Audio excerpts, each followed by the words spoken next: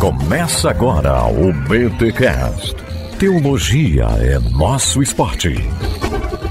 Muito bem, muito bem, muito bem. Começa mais um BTcast, que também é vídeo, e eu não sei o número. Quem estiver ouvindo no áudio vai saber qual é o número. Quem tá vendo o vídeo ainda não tem número, porque tá vendo o vídeo antes do áudio. Eu sou o Rodrigo Bibo e a igreja não tem uma missão. Uau, vocês vão entender isso aí. Agostinho. Eu sou o Cacau Marques e o evangelho está sempre à nossa frente. Boa. Boa. Tipo a cenourinha. Tipo Maria, né? Maria passa na frente. Nossa. E eu sou o Vitor Fontana e muito integral faz acontecer o que aconteceu comigo agora há pouco. Ai, meu Deus do céu, meu Deus do céu. Estamos aqui em mais um BTcast e esse chega até vocês graças à editora Vida, que está lançando um livraço sobre missões. Sejam minhas testemunhas. Tá aparecendo na tela aí. Você que está ouvindo o podcast, vai lá no YouTube ver a capa, tá? E esse livraço da editora Vida que tá chegando agora, e gente, realmente uma boa teologia da missão. E eu chamei aqui dois brothers, o Vitor e o Cacau, pra gente conversar um pouquinho sobre essa temática da missão da igreja, o evangelho, ser minhas testemunhas, fazer missão. Ó, o pessoal que tá no YouTube tá vendo a capa. Deixa eu dar um destaque aqui, peraí. Ó, eu vou mostrar o meu não chegou. Tá aqui, ó. O seu não chegou, pra mim chegou 2, viu? Desculpa aí. Sério. Ah, então foi Sério, isso, Cacau? o seu Que tá da lá, hora, mano. Que legal, o Cacau recebeu 2, vai presente. Quem será que vai receber o presente de Cacau Marques, hein? Quem vai ser? Quem vai ser o presente? Essa pessoa já deve estar assistindo esse vídeo com o livro na mão, inclusive. Meu Deus, vamos lá. Gente, aqui, ó. Eu vou chamar. Vamos para os recados paroquiais. E no vídeo não tem recado paroquial, a gente começa aqui. Vamos direto já para esse bate-papo. Meu Deus, Jenny que tá editando tudo isso, Deus te abençoe. Qual é a referência? Olha só, gente, vamos lá. Jenny. Vitor sabe, Vitor? Não sei, cara. Não sei. Forrest Gump, pô. Qual que é? Não sei. Sim. Era Jenny. É Jenny o nome dela? Mas foi muito Nossa, longe. Jenny. É Jenny o nome dela em Forrest Gump, Antes dela casar com o Claro, Andrew o nome Wood. dos barcos. Exatamente. Cara, e antes de ser também... mas ela foi no passado uma amazona, né? Cara, Sim. Uhum. Entendeu, né? Ela tá no Mulher Maravilha. O que acontece? Inclusive o nome dos barcos era, né? Jenny 1, Jenny 2, Jenny 3. Cara, muito bom, muito bom. Forrest Gump, excelente. Mas, Cacau, vamos lembrar que isso aqui não é um BT Papo, esse aqui é um BTcast. Porque tem outro TDAH Meu aqui Deus, a gente já falou que a gente vai parar com essa brincadeira, nunca vai hein? acontecer esse... Tá bom, verdade. Mas o meu não é brincadeira, não. O meu é real. Você é o único que pode usar o selo, então, aqui. Exato. Ó. Mas, gente, vamos lá. Fazer missão. O livro Sejam Minhas Testemunhas vem trazer aí uma reflexão sobre a missão da igreja. E eu gostei muito da forma com que ele vai organizando as coisas. E, Cacau, para se falar de missão da igreja, evangelismo, a gente precisa definir e falar sobre o evangelho, que foi o capítulo que você leu. O que é muito legal, porque ele começa dizendo... Assim, isso até foi uma polêmica recente, né, Vitor? Vitor que é mais inserido nos debates teológicos estadunidenses, recentemente teve quase que um quebra-pau sobre o significado do evangelho, né?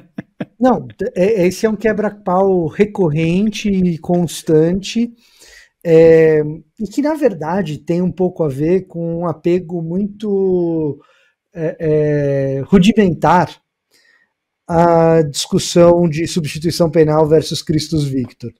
E acaba tendo implicações na maneira como se enxerga missão e missiologia, né? É um remake do Gustav Pauling. Antes fosse isso. Antes fosse isso. Né? Mas aqui, eu trouxe esse debate, porque o livro não trata disso, mas porque ele toma esse cuidado, né? Ele toma esse cuidado de dizer que o evangelho não ele não está definido do jeito que a gente quer que ele esteja definido na Bíblia, né? Então, Eita! É muito interessante. Assim, Cacau? Ele começa contando uma história, que ele não faz isso em todos os capítulos, mas nesse ele faz, falando de um dia que ele estava numa conversa na igreja com um monte de gente, na verdade um grupo de amigos, né? E todo mundo dando afirmações muito incisivas sobre o evangelho. E aí no final ele disse assim, todos pareciam presumir que o conteúdo do evangelho era absolutamente óbvio e mesmo assim não havia consenso naquele grupo sobre o que ele realmente era. Caraca, como essa discussão é importante mesmo, né, cara? Ele cita algumas aqui, deixa eu ver onde que ele coloca. Ele cita algumas das coisas que foram ditas, por exemplo, amar o próximo, a salvação, várias coisas que ele coloca assim, que as pessoas disseram nesse dia, né, com várias opiniões diferentes. Porque realmente a gente, quando olha na escritura, a gente vê a palavra evangelho sendo usada várias vezes e de maneiras diferentes, com aplicações diferentes, em lugares diferentes, né? Ainda que todas elas tenham alguma coisa em comum. Então, por isso, ele usa essa frase de um professor dele, que é com a qual eu abri o BTcast, que é: o evangelho está sempre à nossa frente, né? Porque a cada momento o esforço teológico é olhar de novo para o evangelho, olhar de novo para a escritura e tentar compreender de novo como essa notícia se manifesta nesse tempo e como que ela e como que a gente pode dar respostas a partir disso, que é o evangelho que ainda não está terminado. Ele usa essa expressão também: o evangelho não está terminado, porque a obra de salvação de Deus continua acontecendo, né? Isso é muito... Eu achei muito interessante esse cuidado que ele tem, né? Ousado. Assim, parece mais ousado do que eu falando assim, né? Se você ler, inclusive uma coisa que eu gostei muito nesse livro, é que ele certamente evita as respostas fáceis do evangelicalismo mais comum, sem deixar de ser bastante palatável pro evangelicalismo, entendeu? Não, então, sem deixar de ser evangelical. Perfeito. Eu não quis usar essa palavra, porque como eu não conheço o autor muito profundamente, eu não quis atribuir para ele que eu não sei a tradição dele, mas realmente, assim... Não, mas é isso, sem deixar de ser evangélico em alguma medida, entendeu? Talvez... assim, talvez a ideia não seja de um evangelical típico da Southern Baptist Convention, mas certamente dentro da tradição evangelical que abrange uma SBC, mas que abrange também um John Stott, perfeito, mas que abrange também um Tim Keller, que abrange também um N.T. Wright, mas que abrange também um John Piper, entendeu? É certamente uma obra que está dentro da tradição evangélica. Não é uma obra que estaria dentro de uma tradição ortodoxa do leste, entendeu? Ortodoxa oriental. E nem latina da integral, né? Entendeu? E não foi à toa que eu soltei um perfeito quando você falou de John Stott, porque mais de uma vez eu lendo esse livro, eu lembrei das obras de missiologia do John Stott. Ele lembra muito Stott. Ele lembra muito Stott. Ele lembra muito Stott. Eu também tive essa percepção, ele lembra Stott demais, e nessa questão que você está falando do evangelho, Cacau, tem uma situação interessante aqui, que é o seguinte... O texto bíblico mesmo trata como evangelho algo que escandaliza o evangélico médio. E eu acho que essa é a grande questão. A gente está acostumado a se escandalizar com o que o Novo Testamento trata como evangelho. E essa talvez seja a questão. Por quê? Porque a gente está acostumado a pensar que evangelho é igual a plano de salvação. Me parece... que o diagnóstico é esse. Eu não sei se é isso mesmo, tá? Mas me parece que o diagnóstico é esse. A gente tem esse costume de fazer uma equivalência entre evangelho e plano de salvação. E o planinho de salvação que você aprendeu, seja ele qual for, de 4 leis espirituais, de cores, de jeito de evangelizar que você aprendeu, não está errado. E não é ruim, é ótimo. Só que ninguém evangelizou assim no Novo Testamento. Exatamente. Ele sempre é uma colcha de retalhos de versículos. Se você for pro texto bíblico, você não encontra esse plano de salvação na boca de Paulo de maneira coerente, assim, ele pega um capítulo de Paulo e fala o plano de salvação. Você não vai conseguir fazer isso. Você vai precisar recortar de Paulo várias passagens, recortar dos evangelhos várias passagens para chegar no tal do plano da salvação. E aí, quando Jesus vai descrever o evangelho com parábola, por exemplo, a gente entra em parafuso muitas vezes.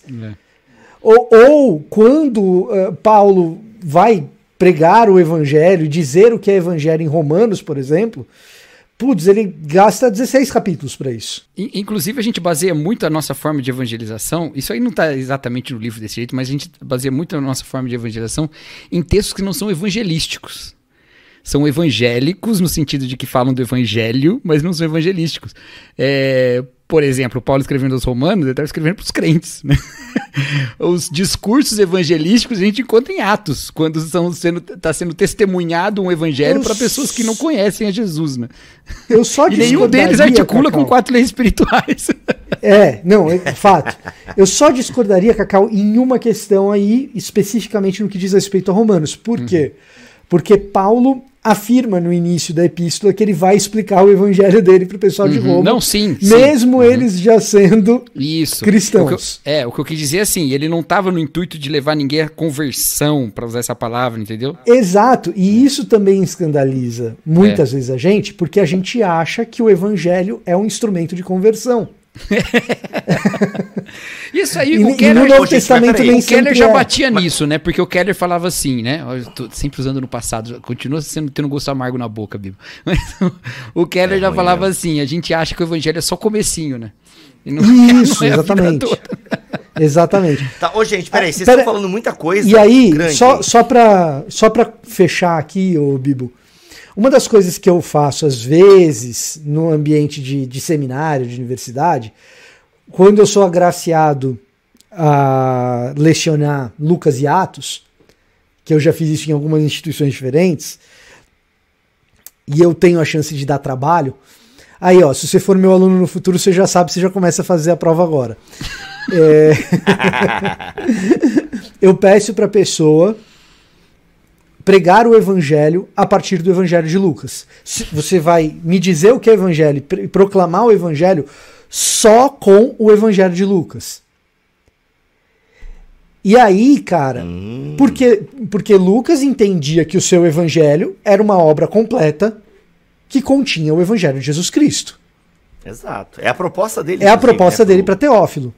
Exato. Então, se Lucas entendia isso, você deve ser capaz de pregar o evangelho só com o evangelho de Lucas. E então, cara, eu quero que você me explique o que é o evangelho, como Lucas explica o evangelho, como você falaria isso para uma pessoa. Geralmente eu peço isso para os alunos. Eles conseguem fazer. Mas aí eles percebem o quanto essa tarefa é difícil. Pergunta pro professor Vitor, se você fizesse isso com o evangelho de Mateus, seria mais difícil? Eu tenho a impressão de que seria. É mais fácil de encaixar os padrões típicos do que o evangélico já imagina que é o evangelho. É mesmo? Porque Lucas fala menos do que Mateus, sobre salvação como vida eterna ou coisa do gênero. Sim. Tá? Então, o que acontece? Porque a ênfase dos discursos de Jesus, tão pesada em termos práticos, né? Me parece tão distante desse evangelho dessa nossa pregação mais protestante e evangelical. Sem dúvida, mas o fato de Mateus ter em si mesmo uma carga um pouquinho maior escatológica, de fim, faz com que a gente consiga encontrar passagens em Mateus que aliviem um pouco mais a barra do cara que vai fazer esse trabalho. É verdade. Tá certo? Tem esse aspecto escatológico, verdade. Agora, se o que você está querendo é um plano de salvação em que o centro de tudo seja a salvação de um indivíduo, em Lucas isso é mais difícil de fazer. E, aliás, nem é o que Lucas está fundamentalmente preocupado, e nem é o que Lucas chama de evangelho. Tá? Então, o que acontece? Parece que uma boa parte da nossa confusão é que a gente pega uma parte importantíssima do evangelho, que é a soteriologia, e a gente chama isso de evangelho. E esquece o resto. E deixa o resto para lá. E eu quero esse resto agora. E o problema de você fazer isso... Esse é o debate lá que eu mencionei antes, né? E o problema de você fazer isso é que necessariamente a implicação disso é que a boa notícia é antropocêntrica. Uhum. Exatamente. Ele tenta resolver isso aqui no livro, colocando algumas declarações resumidas sobre o evangelho. Porque ele diz assim, não é que a gente não possa saber nada sobre o evangelho, é que ele está intencionalmente aberto no sentido da nossa compreensão e recompreensão dele, aplicada à própria obra contínua de Deus na história, né? Então ele faz algumas declarações, né? Ele diz primeiro que o evangelho é Deus trabalhando em nossa história, né? Então, porque é dessa ação de Deus, né? O evangelho trata da obra da reconciliação de Deus, né? Então ele coloca isso também. Ele chega a mencionar que é comum que as pessoas olhem para o evangelho dessa maneira, né, como sendo reconciliação, mas a gente tem que entender o que essa reconciliação significa, né? Ela não... ele diz assim, quando usamos a linguagem da reconciliação para definir o evangelho, devemos estar preparados para que o evangelho signifique muito mais do que os cristãos costumam querer ou esperar que ele seja, né? Então, o problema de usar a linguagem da reconciliação é que parece que é só essa questão soteriológica, né? Mas ele está falando de uma reconciliação muito mais ampla, né? A reconciliação torna possível uma visão inteiramente nova da situação humana, onde o realismo humano e histórico tornaria todos pessimistas sobre a possibilidade de superar nossas divisões e deixar de lado nossa hostilidade. O evangelho como reconciliação cria esperança e nos faz seguir em frente. Então ele coloca sempre esse aspecto horizontal também nessa reconciliação vertical com Deus, né? Que página que é? 87. Que página que é essa aí, Cacau? 87. Cara, eu tô exatamente nessa página aí. Eu tô lendo o último parágrafo aqui, não sei que parágrafo você tá lendo. Mas o último parágrafo, penúltimo. Cara, essa página 87, então, é uma página premiada, porque essa ideia da reconciliação que ele coloca aqui, ó, introduz em nosso conceito de evangelho toda a amplitude da intenção de Deus. Ou seja, o que significa salvação nesse lance, né? Salvação como um conceito muito mais amplo, a reconciliação como algo muito mais amplo do que ser amigo de Deus e ter paz com Deus, que é também. Aí ele continua dizendo o seguinte, que amplitude que é essa? Da intenção de Deus para a sua boa criação, sua ordem, sua justiça, sua adequação de recursos para todas as criaturas de Deus. Um evangelho de reconciliação deve ser um evangelho que se torna político e social. Gente, eu quero que a gente explique isso aqui. Político e social, porque o corpo político e social é uma parte da criação feita por Deus e incluída em sua definição da bondade pretendida. Dito de forma muito direta, isso significa que é uma preocupação evangélica lidar com a fome, porque a criação de Deus é suficiente e se administrarmos e cuidarmos dela adequadamente. Ou seja, ela é suficiente se a gente cuidar adequadamente. É uma preocupação evangélica lutar contra a injustiça e a opressão, porque a criação de Deus é marcada por uma boa ordem que exclui a exploração de uns pelos outros e espera que todas as criaturas experimentem a bondade de Deus em todas as dimensões da vida. Exatamente. Mano, a galera... Faltou falar uma coisa, que é o seguinte, ele disse, antes dessas afirmações básicas, ele disse que o que ele pretende é fazer uma teologia modesta do evangelho. O que é uma teologia modesta? É uma teologia que não fala mais do que deve, que não fala mais do que deve, fazendo afirmações de plenitude do evangelho que não dão conta do que o evangelho é, né? Mas também não falando menos do que o evangelho fala, né? Então por isso que ele faz essas afirmações resumidas. Mas a parte que eu mais gostei foi a hora que ele falou do tempo do evangelho, que ele diz que o evangelho é o passado, o presente e o futuro da salvação. Então ele diz que tem um aspecto passado do evangelho, que é o aspecto da obra realizada em Jesus, como sendo uma notícia e uma boa notícia, né? Isso está feito. A notícia chega depois do fato, né? Obviamente, né? O fato acontece, a notícia chega depois. Então o evangelho é o passado nesse sentido, dessa obra realizada, mas ele tem o seu aspecto presente dessa tensão em que a gente vive como novo homem e velho homem ao mesmo tempo, né? Então assim, com aspectos do velho homem vivendo numa nova realidade, essa realidade fundamentada num ato já concretizado, né? E o futuro como essa esperança, né? Essa esperança que nos move, não que nos deixa uma esperança que nos deixa inertes, né? Ele diz assim, a intenção da escatologia do Novo Testamento é nos preparar para uma obediência mais fiel agora e nos assegurar da fidelidade de Deus, né? Então não é simplesmente... Cara, assim, que página que é essa aí, Cacau? 92. 92. Nossa, muito bom, muito bom. Muito bom, que tem a ver... Isso é que como eu tô lendo o N.T. Wright, isso me lembra bastante o N.T. Wright. Né? Tem uma citação que tá até na capa do Surpreendido pela Esperança, que é isso, né? Se a gente pensasse mais no outro mundo, a gente viveria melhor, alguma coisa assim, não me lembro. Vitor, queria entender um pouco mais esse lance aí, tipo, do evangelho e essa... Porque algumas pessoas não gostam disso, né? Essa ideia assim de, cara, ele tá misturando evangelho com obra social.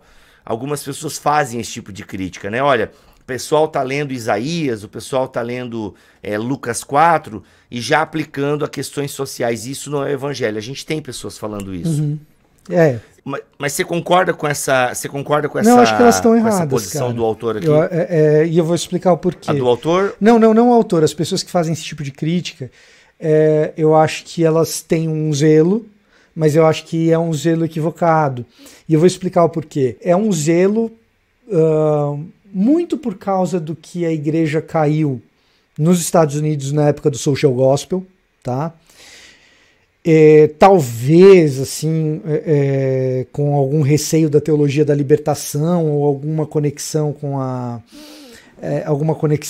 as esquerdas, algo do gênero. E aí tem um problema prático e um problema bíblico nesse tipo de zelo. O problema prático é que quando a gente acha que não é missão da igreja nenhum tipo de ação social, coisa do gênero, algum outro grupo vai fazer. E aí o outro grupo que vai fazer acaba tomando monopólio disso mesmo, entendeu? Então tem um problema prático aí. E um outro problema prático ainda dentro desse mesmo bojo, o cara vai dizer, não, mas eu não estou dizendo que não pode fazer obra social, eu estou dizendo que isso não é missão. Mas na prática, cara, se você admite que a igreja tem que fazer, então a igreja tem que fazer. E outra... estão pegando Lucas 4 e aplicando... E eu acho mesmo que se você pegar Lucas 4 e o ano do jubileu e sair fazendo aplicações a esse respeito, indiscriminadamente, muito rápido, você corre um grande risco do mundo ficar melhor. Agora,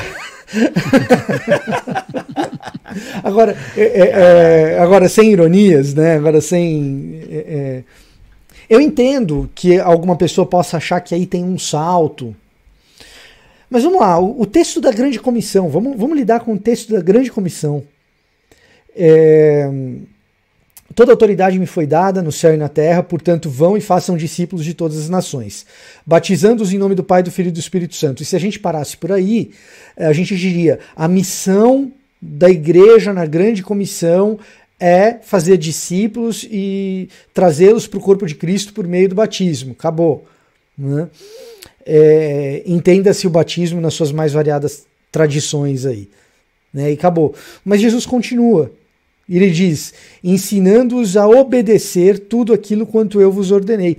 Quando Jesus continua e diz, ensinando-os a obedecer tudo aquilo quanto eu vos ordenei, Jesus está colocando na missão da igreja a prática ética da igreja. É ensinar a obediência, é ensinar a prática. E a prática, ela inclui, evidentemente, as questões sociais. No mesmo evangelho de Mateus, mas Senhor, quando foi que a gente te viu com sede, te deu de beber, te viu com fome e te deu de comer?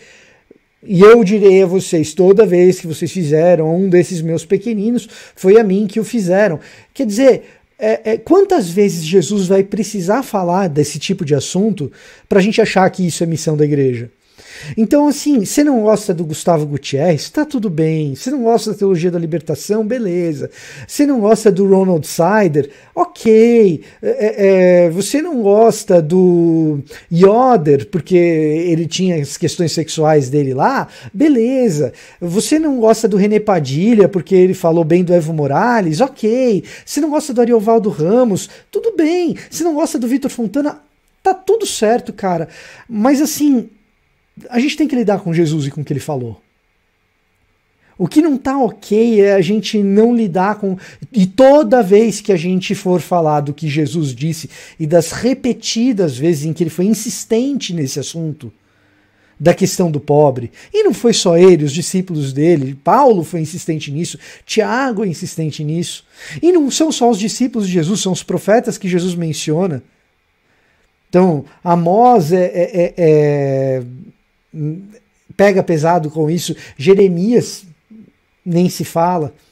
Então, o que não dá é toda vez que a gente vai para esses textos, a gente tentar arrumar circunstâncias e maneiras de dobrá-los a dizer aquilo que eles não dizem. O Keller, inclusive, luta com isso no Justiça Generosa, acho que no primeiro ou segundo capítulo. Cara, é justiça social, né? A associação dessas duas palavras, mitzpah e a outra que é misericórdia, não lembro agora. Quando elas são juntas, ela vai indicar justamente isso, uma preocupação social, uma preocupação com o órfão, com a viúva, com o estrangeiro, e o Keller vai mostrando isso ao longo de todo o Antigo Testamento, isso vai reverberar também no Novo, essa preocupação de fato com a vida aqui e agora, e com o bem-estar e com o cuidado dessa vida. O que é problemático, Bibo, e o que eu entendo nesses críticos, muitas vezes, pelo menos os mais sofisticados, quando eles dizem que isso é problemático mesmo, é que a partir do século XIX a gente tem uma ênfase muito exagerada na questão da economia, como se a economia fosse redentiva. Então, isso eu estou falando não só do pensamento cristão, isso eu estou falando do pensamento ocidental de maneira geral. A economia acaba adquirindo um papel muito centralizador, e quase redentivo em si mesmo, às vezes redentivo em si mesmo, e que às vezes o discurso evangélico, quando se carrega dessa ideia da questão social dentro das coisas que Deus restaura, a economia ganha uma ênfase muito maior do que o resto daquilo que a gente chama de social. E aí a economia ganha esse caráter redentivo mesmo. Quando a gente fala de reconciliação no espectro social da coisa, claro que a economia está ali, a questão do pobre está ali, mas aquela família que foi destruída por causa do adultério, reconciliação social faz parte disso também, entendeu? Ou aquele Natal que foi estragado porque todo mundo acha que é dono da razão, a reconciliação social está nisso também. Ou as questões psíquicas que fazem com que a gente experimente um isolamento de quem tem doenças de ordem psíquica, a reconciliação está nisso também. Então, o que acontece? Quem denuncia uma missiologia que é excessivamente desequilibrada nas suas questões econômicas, quem denuncia isso, numa certa medida está certo, porque de fato no século XIX e no século XX a gente caminhou para uma disputa ideológica, não só no campo da teologia, mas o campo da teologia acabou abarcado nisso, em que quando se fala em algum tipo de reconciliação social, a gente está falando de economia, a gente está falando de distribuição de renda ou algo do gênero. E aí a gente tem um problema mesmo, porque não é só disso que o texto está falando.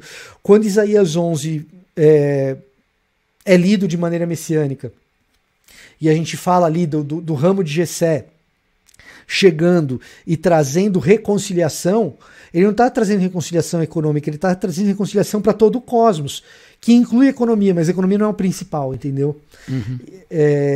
Eu acho que esse é um ponto em que às vezes os críticos têm razão. Até porque, se a gente for olhar os efeitos profundos individuais e nas nossas relações comunitárias que o Evangelho traz, a crítica vai ser muito mais embaixo do que simplesmente uma desigualdade, né? Vai ser a um próprio sistema que mede igualdade pelo consumo, né? Então, assim, imagina um Jesus que, ao falar do Sermão do Monte, ele vai dizer para você não ficar preocupado com o que você veste, o que você come, porque você tem valor. Né? não tem mais valor do que... Então, assim, então não olhe essas coisas como parte do valor, né? Enquanto outros olham, né? Então, eu acho que a crítica seria ela é muito mais profunda. E, às vezes,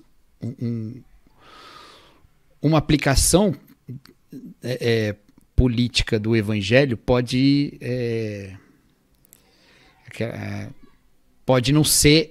não ir até onde ele deveria ir, né? Porque se fosse radical como o evangelho seria um abalo de estruturas muito mais profundo, né? O mexe com a minha estrutura seria bem mais embaixo, né? Mexe com minha estrutura. Mas é isso. Mas isso foi o capítulo 5 aqui, né? Que ele fala do evangelho. Achei... Sim, não. E ele é a base de tudo que a igreja vai fazer, né? Daí depois no capítulo 6, ele começa... Gente, a gente escolheu alguns capítulos aqui. O livro tem vários outros temas. Imagina, a gente começou a partir do capítulo 5, que faz parte da terceira parte do livro. Nem lembro agora, é isso mesmo? Como é ruim estar sem a cópia física aqui. É a terceira parte do livro, sim. É a terceira parte do livro. Então, imagina, tem outras 2 partes que o livro vai tratar. Vai ter todo um... Acho que até vai ter um pouco de apanhado histórico também. 4 partes. Diga aí, Cacau, as 4 partes do livro. Peraí que eu tenho que abrir um índice aqui. Rumo a uma teologia da missão da igreja. O mandato da igreja sejam minhas testemunhas. Essa é a parte 2. Parte 3, definindo a missão encarnacional da igreja. Parte 4, tornando-se a igreja de testemunho encarnacional. Olha aí, pô, gente, bacana, hein? Bacana. Ó, tudo que eu li desse livro, curti pra caramba a pegada dele. E, poxa, eu não conhecia esse autor, pelo jeito os meus amigos aqui de mesa também não conheciam o autor. E, cara, grata surpresa. Vitor, você tem aí quem é o autor? Você tá na orelhinha do livro aí, não? Darrell Gooder é teólogo e missiólogo, obteve doutorado na Universidade de Hamburgo, onde estudou com Leonard Goepelt. O Goepelt é um cara do Novo Testamento, teólogo importante pra caramba, mais dentro da linha conservadora, tá? Quando fala de alemão, né, o pessoal já acha que vai ser, né, liberalzão. Mas o Goepelt é mais da linha conservadora, e com Helmut Tillich, que também é um cara desses... O Helmut Tillich é o cara do Orientações a Jovens Teólogos e Pastores? É esse mesmo. Sensacional. Então, ele é reitor de assuntos acadêmicos do Seminário Teológico de Princeton e professor de teologia missional. Serviu como pastor de extensão estudantil e como membro do corpo docente do Carishchow College, na Igreja Luterana Alemã de... Agora ia precisar do Alex aqui. Do Alex. Porque eu não vou falar esse nome. Dessa Igreja Luterana Alemã. Seus escritos e ensinos enfocam a teologia da igreja missional, especialmente as implicações teológicas da mudança de paradigma para o pós-cristianismo como contexto para a missão cristã no Ocidente. Gooder serviu como secretário-tesoureiro da Sociedade Americana de Missiologia e foi seu presidente entre 2007 e 2008. Tá? Olha aí. Então, assim, é um cara que gosta do tema, trabalhou muito tempo com o tema. Então, e é bom dizer... Esse poder de síntese bom que ele tem. Para quem nunca leu um livro de missiologia, deixa eu falar uma coisa para vocês aqui. Nós não estamos falando de uma área secundária da igreja, viu, gente? Importante dizer isso. Eita, Cacau, olha aí. A reflexão destaque. De um novo paradigma missiológico a partir da década de 90, mas com as raízes lá atrás, né? O Vitor é que é o especialista nesse assunto, eu vou jogar aqui. Mas com as raízes lá atrás, né? Mas eu estou falando a partir do David Bosch e tudo mais, coloca a missiologia no centro da vida da igreja. Então, quando você pega um livro de missiologia como esse, como os do Stott, como os do Neil Biggen, como os do Gorin e do Wright, do Christopher Wright, não só do N.T. Wright, mas do Christopher Wright, você vai perceber isso. Não está se falando ali sobre aquela obra que a igreja também faz. O Padilha faz uma crítica muito legal no primeiro capítulo do Que é Missão Integral, em que ele fala assim... Um dos nossos problemas, não é assim como ele fala, uma das características do paradigma tradicional de missão é separar a vida da igreja de missão da igreja. E ele fala, um novo paradigma de missão tem que falar que vida da igreja e missão da igreja estão juntas. Então, porque a gente está falando o tempo todo aqui, missão, missão, missão, missão, e a pessoa fala, mas eu não quero ser missionário, eu não vou ler isso, né? Não, a reflexão ela é eclesiológica, profundamente eclesiológica.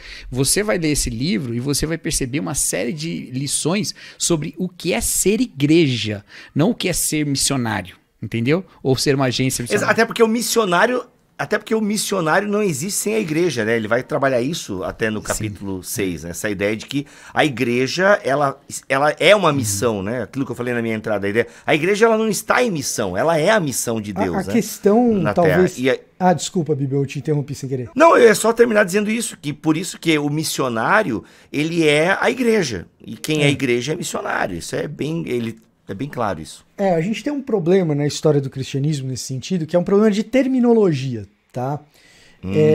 Por que é um problema de terminologia? Porque se você for falar em missões com esse nome, isso está ligado ao surgimento das expedições medievais, tá?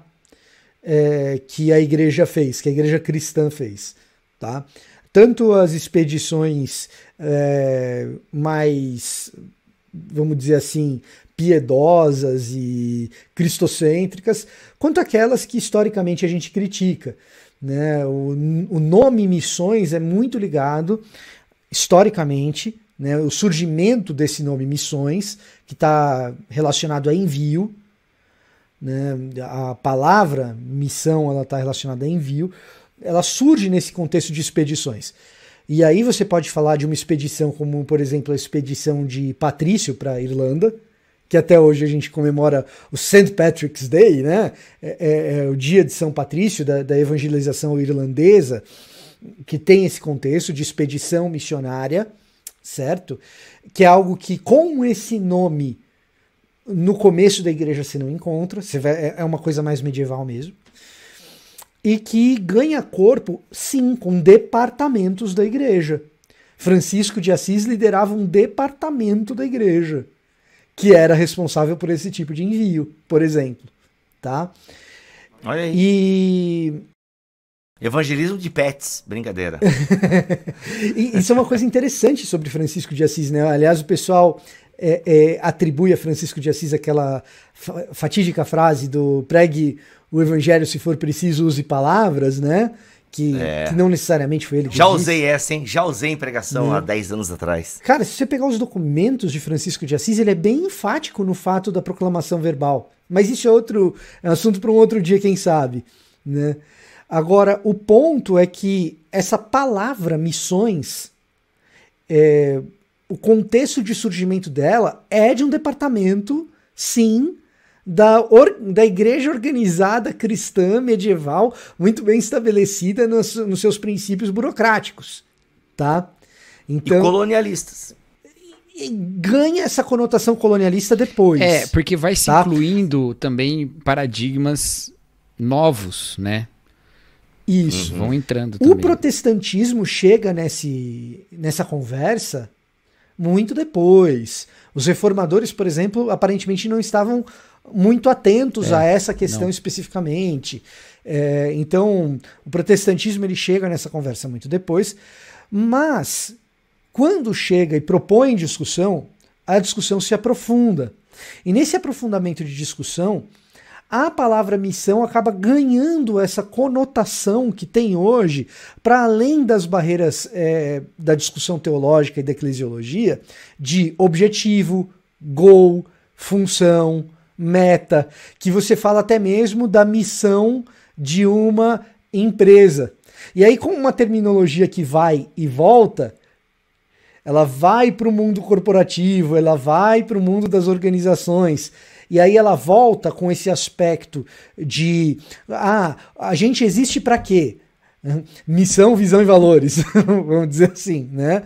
A gente existe para quê? Quando ela volta para o mundo eclesiológico, a palavra missão ganha essa conotação de qual é a nossa identidade, qual é a nossa função, o que a gente faz, quem a gente é. E aí, quando a gente está respondendo quem a gente é, essa discussão missiológica vira uma discussão fundacional. Vira uma discussão de tipo eclesiologia básica. Quem é a igreja e o que ela faz? E aí quando você olha para a palavra, por isso que é uma discussão terminológica num certo sentido, e aí quando você olha para a palavra missão debaixo desse prisma, que é um prisma do século XX, aí você vai reler o passado, você tem uma certa dificuldade. Você vai reler o passado a partir desse paradigma, você vai ter uma certa dificuldade em entender como estava funcionando a cabeça do povo, porque eles vão chamar essa discussão por outros nomes. Eles vão chamar isso de eclesiologia, talvez. E a eclesiologia medieval, ela tem contornos muito complexos para a gente entender hoje como a coisa funciona. Né? Você tem uma certa identidade entre igreja e reino, por exemplo. Então, assim, a eclesiologia medieval ela tem contornos muito difíceis.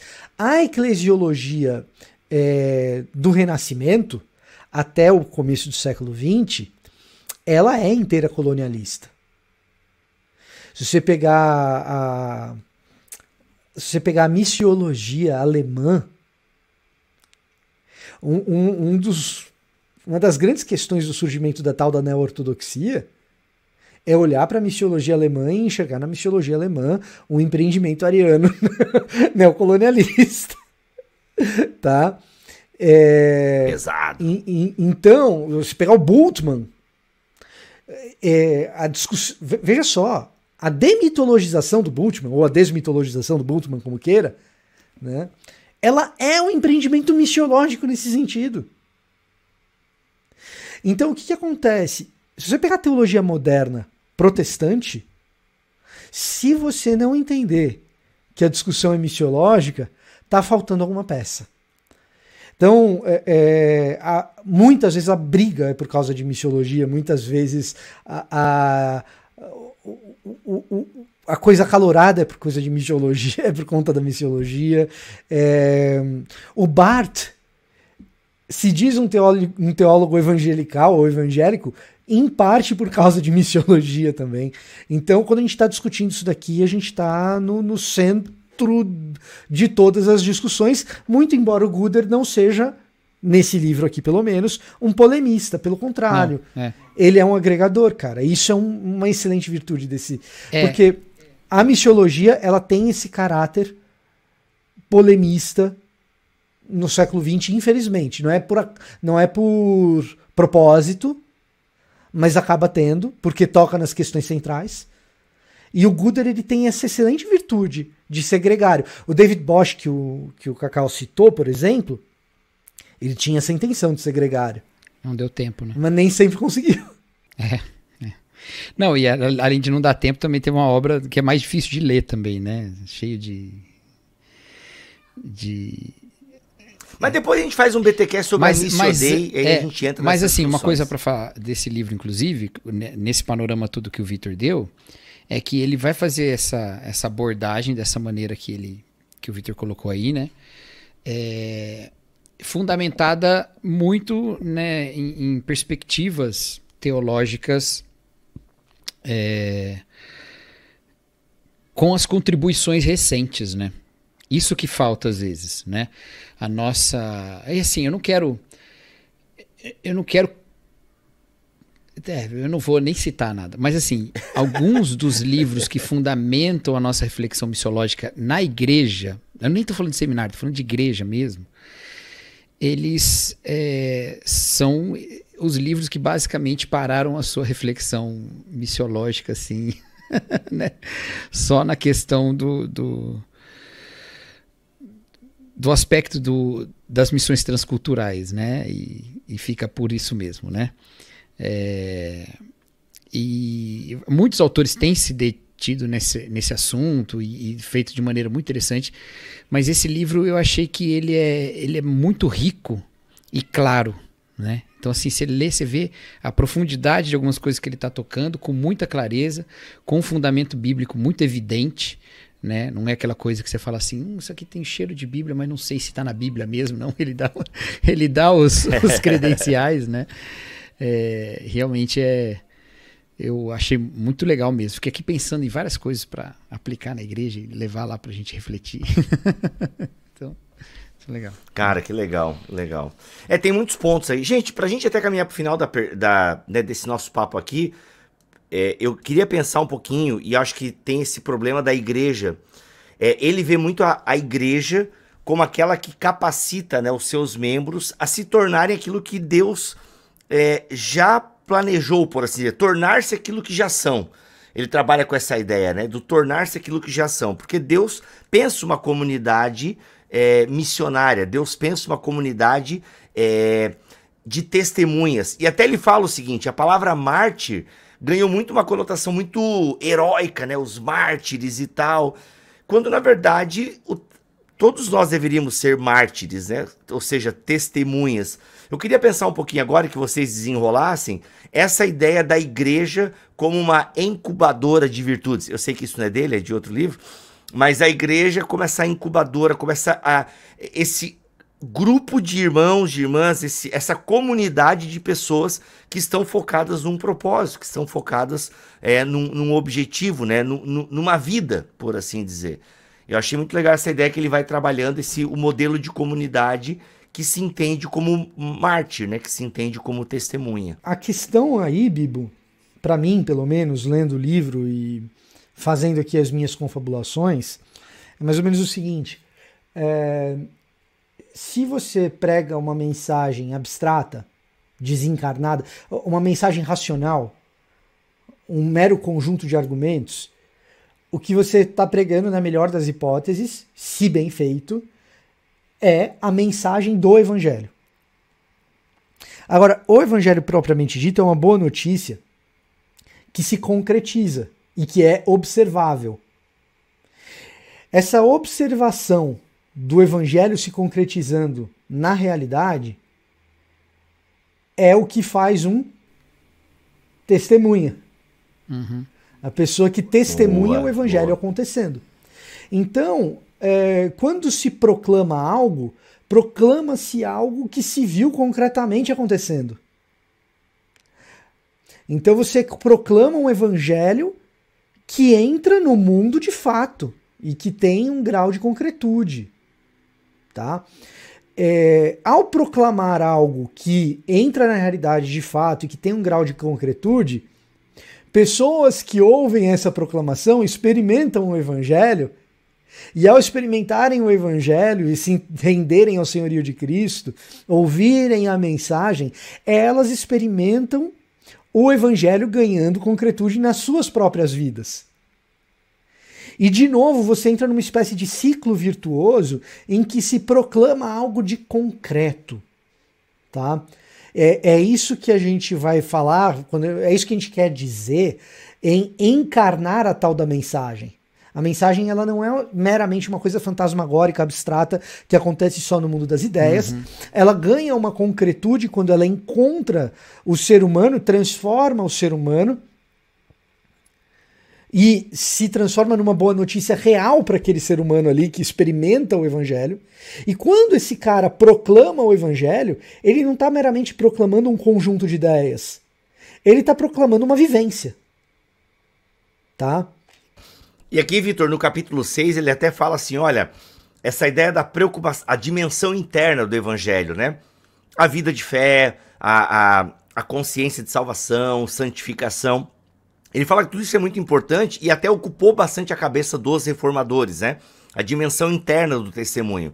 E ele fala, cara, mas a gente precisa pensar na dimensão externa do testemunho. Então ele também dá esse passo, né? Que eu achei isso muito bacana. Eu acho isso... Assim, fazendo eco ao que você disse, juntando com o que o Cacau disse um pouquinho antes, olha como missiologia é importante para todo o papel que a igreja desempenha. Uhum. Essa percepção sua, Bibo, ela é uma percepção que muda o jeito que a gente faz evangelização nas ruas, porque aí eu não vou meramente contar uma história abstrata, mas eu vou contar a história e vou contar o que aconteceu comigo, vou proclamar algo de concreto. Esse testemunho interno ele vai ganhar a minha voz, tá? É a ideia de que existe uma proclamação de voz daquilo que se testemunha, daquilo que se vê, né? Então eu vou proclamar nas ruas isso. E isso vai alcançar a minha pregação. Então, o que acontece? Olha só como aquilo que o Cacau estava falando a respeito da reflexão sobre missão está no coração daquilo que a igreja faz. Isso muda, por exemplo, a pregação no domingo. A pregação no domingo que está preocupada com esse testemunho interno que vira proclamação querigmática, a pregação do domingo que tem essa preocupação, ela deixa de ser, por exemplo, um conjunto de dicas para que você faça coisas para viver melhor. Como você vai aplicar isso na sua semana, meu irmão? E tarará, tarará, tarará, aquilo que você faz. E ela passa a ser como Jesus transforma realidades. Como o evangelho alcança espaços da sua vida e esses espaços são transformados, como ele alcançou esses espaços no passado e como a gente proclama isso hoje, o que é aquilo que Jesus faz na sua semana, o que é aquilo que Cristo faz na semana da igreja. E a aplicação deixa de ser um conjunto de regras morais para você seguir e passa a ser um conjunto de imaginações de como essa moral ganha vida por meio do Espírito Santo que Cristo realiza na vida da igreja durante a semana. Cara, isso muda a perspectiva completamente. A minha pregação fica muito mais cristológica e a igreja, no lugar de sair da pregação, se a igreja absorveu a pregação e o pregador não estragou a mensagem, que às vezes acontece, a gente é falho no nosso jeito de pregar, né? Se a gente não atrapalhou o trabalho do Espírito, né? A igreja, ela sai não com um conjunto de regras para viver melhor, ou com uma ordem moralista para se sentir superior, mas a igreja sai em missão, ansiosa e desejosa de ver Cristo em ação durante a semana. Essa é a aplicação do sermão. A aplicação do sermão não é vá e seja um funcionário melhor da empresa, porque essa é a moral da história. Não, a aplicação é vá e veja Cristo agir na sua igreja, porque esse é o seu testemunho durante a semana. Muda completamente a perspectiva. Tá, mas peraí. Eu quero entender melhor. Eu quero entender. A pessoa ser um bom funcionário na empresa é uma coisa boa também, não é? Que agora eu tô com isso na cabeça. Lógico que é. Não é uma forma de Lógico que é. Né? É uma forma se de você, testemunhar também. Se você for... Se o Victor fala assim, claro que não, tem que ser péssimo. Faça o mínimo possível para ganhar o máximo possível. Né? Exato. Mas Bibo, claro que é uma coisa boa. Mas se você for numa palestra motivacional secular, você não vai ouvir isso também? Exatamente. Não, mas vai ouvir isso, mas com compreensões diferentes. Não né? necessariamente. Com objetivos diferentes. O objetivo de você ser um funcionário, de você enxergar... Mas não necessariamente, viu, Bibo? Aí eu tô com o Victor nessa. E contra vocês eu não consigo, mas... que às vezes a gente... Mas eu quero evocar Tim Keller aqui, evoca o Tim Keller. Que às vezes a gente fica um pouco acrítico sobre as origens ideológicas da nossa proclamação. Porque é a água que a gente vive, entendeu? Então, se você não é impactado com o evangelho que realmente te arrebata de um jeito das coisas serem e de valores que são profundamente mundanos, né? Só que a gente não acha que são mundanos, porque a gente confunde o evangelho com tudo isso, né? Se você não tem essa visão arrebatadora do evangelho, é muito fácil a sua mensagem se tornar um keynote, se tornar um TED Talk, se tornar uma palestra motivacional. É disso que a gente está falando. Tá, entendi. Assim, pode ser que no final, sabe quando o Paulo fala assim, gente, não arranja confusão com o governo não, entendeu? Porque eles têm coisa boa para fazer. Não era a vontade dele fazer uma teoria política inteira sobre aquilo. Por quê? Porque teoria política é coisa desse mundo. Ele está trazendo o evangelho. Agora o evangelho vai ter vários efeitos políticos, vai ter vários efeitos sociais, vai ter vários efeitos sobre o trabalho. Inclusive um deles, alguns deles vão te fazer ser um bom funcionário. Mas o centro não é esse. Para ser claro aqui no que eu tô querendo... Não, ser o centro não, com certeza. Para ser claro aqui no que eu tô querendo dizer. A diferenciação que eu estava fazendo são entre duas pregações que podem acontecer na igreja. Em igrejas boas ou em igrejas ruins, dois tipos de pregação que podem acontecer na igreja. Uma delas meramente tem um conteúdo moral em que você sai dela no domingo dizendo, eu tenho que ser um funcionário melhor. Outra delas, você sai do domingo, durante a semana, dizendo: eu faço parte dessa missão na qual eu vou ver Cristo transformar coisas, sendo um funcionário melhor. Existem essas duas pregações. Exato. Eu não estou dizendo que uma é mais frequente. É isso aí que eu estou ensinando. Eu não estou dizendo que uma é mais frequente que outra. Eu não estou dizendo que em um tipo de igreja acontece uma e em um outro tipo de igreja acontece outra. Eu estou dizendo que quando a perspectiva missional alcança a minha pregação, a pregação que eu vou acabar fazendo, se eu estou fazendo do jeito direito, e se as pessoas estão entendendo direito, é o segundo tipo e não o primeiro.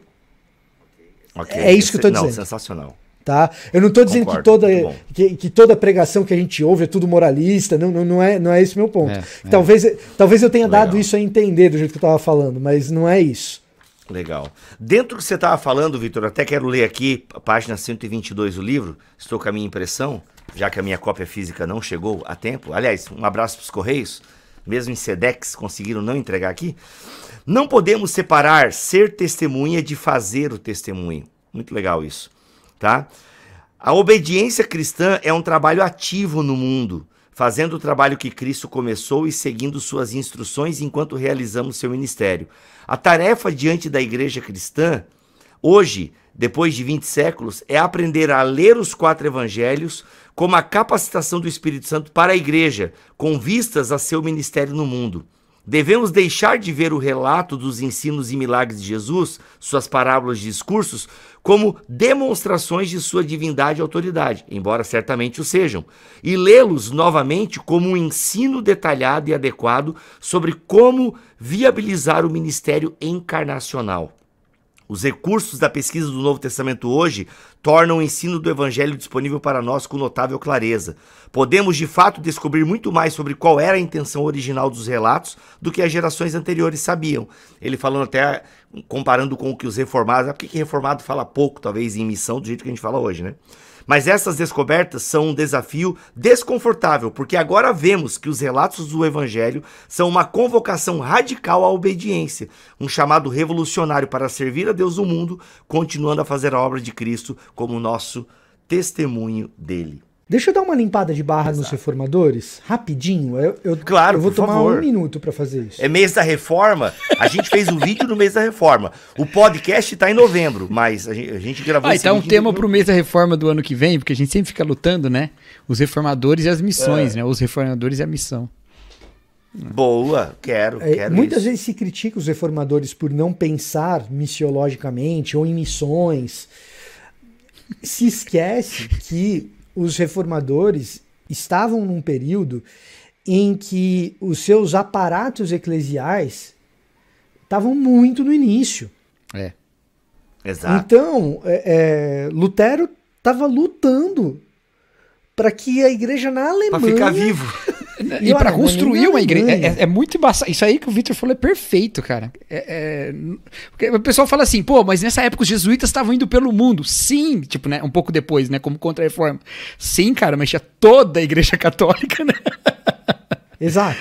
Exato. Né? Então, assim, se você quiser colocar um peso maior em Henrique VIII na igreja da Inglaterra, eu acho que até cabe. Vale a pena, ele merece.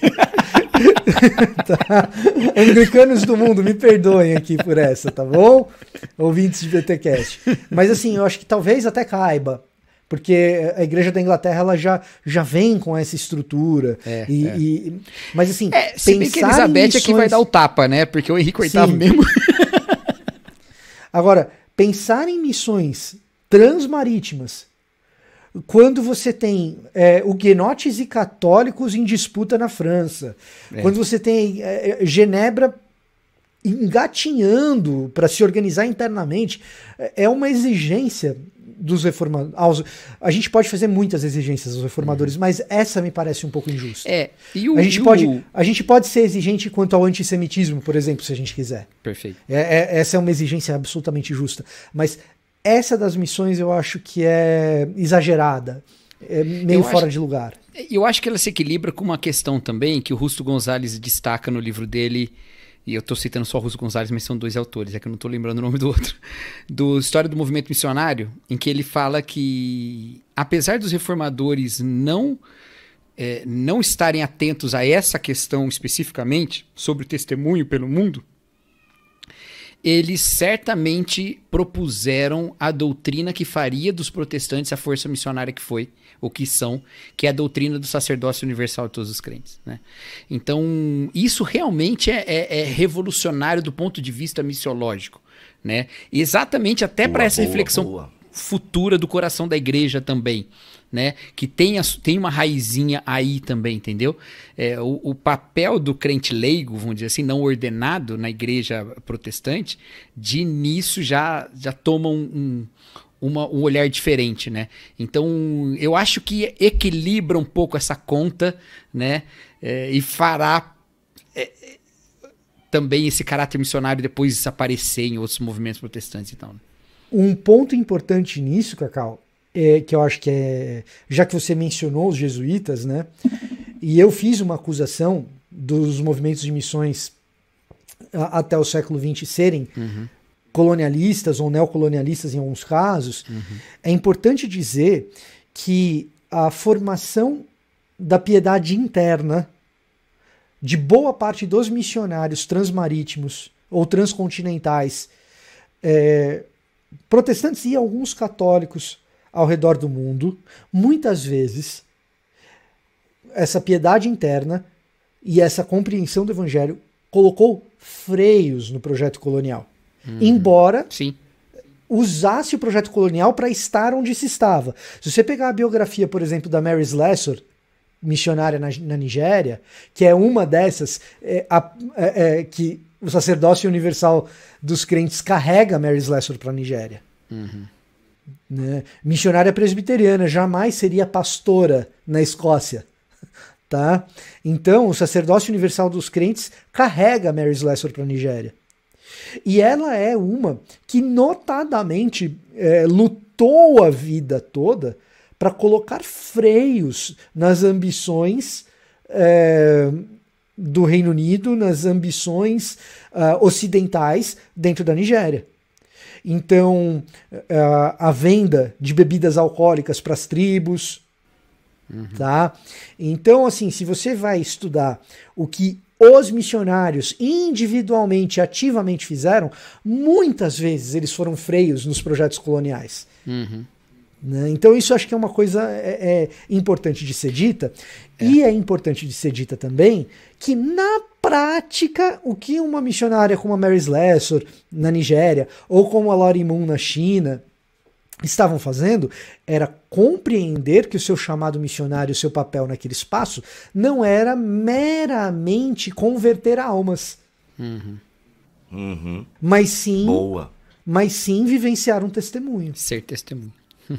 Rapaz, que fechada, meu amigo. Se fosse combinado, não daria tão certo. Cara, e se a gente entrar nesse assunto assim de piedade, porque assim, se a missão da igreja foi utilizada muitas vezes por empreendimentos de poder, certamente também como tiro pela culatra das intenções colonialistas, também se produziu nesses frontes teologias profundamente transformadoras, né? Então, isso desde lá de trás, desde da colônia mesmo, né? Para falar do Bartolomeu de Las Casas, por exemplo, sabe? Mas se você cita mais para frente, no período já industrial, né? Leslie Newbigin mesmo, né? Que vai e fala, eita, tem muita coisa para mudar lá em casa. Né? Então, porque o espírito está operando, né, cara? Aí eu vou ser bem carismático nesse assunto, assim. O espírito está operando, e está operando nesses pontos, está operando nessas ações, né? Então, e ele não é domado, né? Ele não é domado, então realmente é por aí mesmo. Sensacional. Gente, muito obrigado, Vitor, obrigado, Cacau, pelas reflexões. E fica esse livro aí, galera, que você não estava esperando, a gente não estava esperando, e a Editora Vida vem e lança Sejam Minhas Testemunhas, do Daryl Gooder. Olha aqui, ó, mostra aí, gente, vocês têm o livro? Olha só o livrinho, capinha minimalista. Nossa, muito bonito. Tá aí o livro, vocês? Vamos lá. Muito bonita essa capa aí. Bonitinha, né? Fazer um adesivo, uma camiseta, né, gente? Essa fica bem adesivo mesmo, é verdade. Aí, ó. Cadê, Cacau? Aí, ó. Aí, ó. Ó, quem tá vendo no vídeo, tá vendo a capa. Muito bom, gente. Sejam minhas testemunhas. Adquira esse livro pelo link que está aqui na descrição deste vídeo e também deste podcast em bibotalk.com. E é isso. A missão, a mensagem e os mensageiros da igreja. Derry Gooder, no livro Sejam Minhas Testemunhas, da editora Vida. Livraço, gostei demais. Cacau, vamos até conversar sobre esse livro em projetos que conversamos, que temos que conversar. Gostei da proposta desse livro, hein? Gostei da proposta desse livro. Boa ideia, olha aí, boa ideia. Vitor Fontana, sempre bom tê-lo aqui. Venha mais vezes. Meu, isso é muito Didi, né, cara? Nossa, mano. Didi Bocó, sensacional. Né? Não passaria hoje, mas é isso aí. Marcou as nossas infâncias ou não. Cacau, tamo together daquele jeito. Toda sexta-feira, BT Papo. E é isso, gente. Vitor, teu canal tá funcionando? Tá postando lá? Tá, né? Legal, ó. Vitor Fontana no YouTube, teologia toda semana também. É isso. Voltamos a semana que vem, se Deus quiser assim permitir. Fiquem todos na paz do Senhor Jesus. Valeu, galerinha!